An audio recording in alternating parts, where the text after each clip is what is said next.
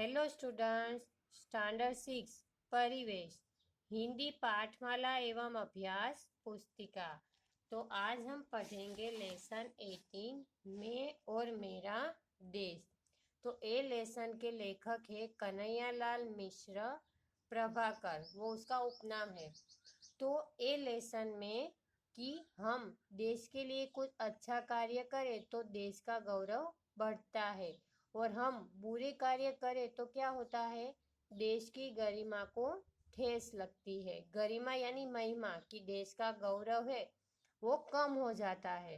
तो हमें अपने देश का गौरव बढ़ाने के लिए हमें क्या करना चाहिए, अच्छे कार्य करना चाहिए। कि आप दूसरे देश में जाओ तो वहाँ भी हमें बुरे आचरण यानी बुरा व्यवहार करना नहीं है, अच्छे कार्य ही करने हैं। तो ए लेसन समझने से पहले हम ए लेसन की प्रस्तावना देख लेते हैं कि ए लेसन में क्या है। तो आइए देखिए प्रस्तावना कि कन्हैयालाल मिश्र प्रभाकर द्वारा लिखित इस पाठ में लेखक ने यह बताने की चेष्टा की है कि देशवासियों के अच्छे या बुरे आचरण का देश पर बहुत बड़ा प्रभाव पड़ता है। कि देशवासी के अच्छे या बुरे आचरण का देश पर बहुत प्रभाव पड़ता है।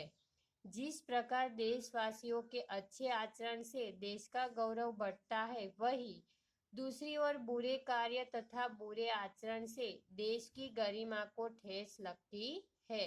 कि गौरव उसका कम हो जाता है, गरिमा यानी महिमा, तो वो महिमा है कम हो जाता है। तो आइए अब हम लेसन समझते हैं।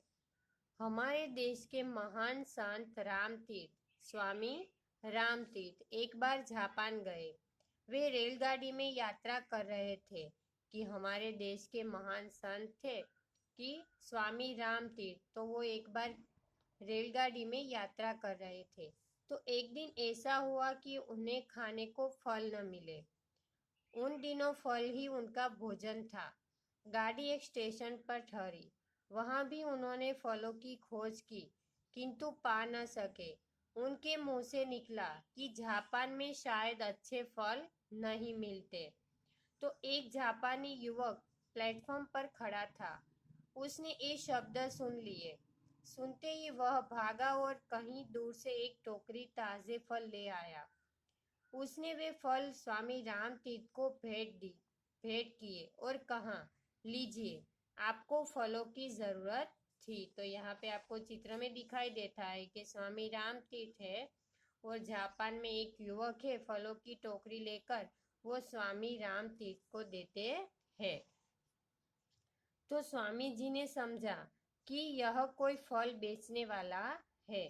उन्होंने उससे फलों के दाम पूछे, पर उसने दाम लेने से इनकार कर दिया। कि जापानी युवक है, वो फल की टोकरी लेकर आया था। तो स्वामी रामतीर्थ ने कि उसके फलों की कीमत यानी दाम पूछे, पर ये युवक ने क्या किया, दाम लेने से इनकार कर दिया। क्यों, देखिए कि बहुत आग्रह करने पर उसने कहा, आप इनका मूल्य देना चाहते हैं तो अपने देश में जाकर किसी से यह न कहिएगा कि जापान में अच्छे फल नहीं मिलते।